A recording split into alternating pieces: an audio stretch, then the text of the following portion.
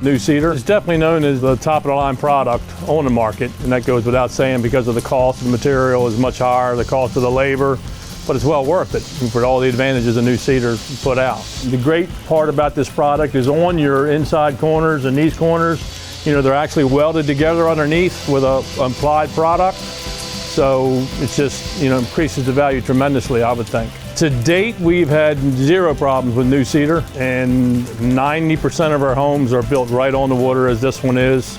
Even on the bay, not on the river. This is on a river. No problem with replacement, wind blow off, no moisture wicking, any of the above, zero.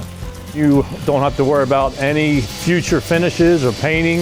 It's very flexible, very easy to work with. It molds to rounds, swoops, and radius swoops, which we have on this house, and molds directly to them very nicely.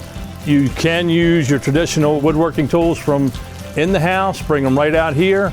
It's the exact same tools. You don't need special blades. That's a good benefit, I believe. I've been working for Bayview for 4 years now, and it's been on every house that I have built for Bayview, and I see it pretty much staying that way. I don't see it changing.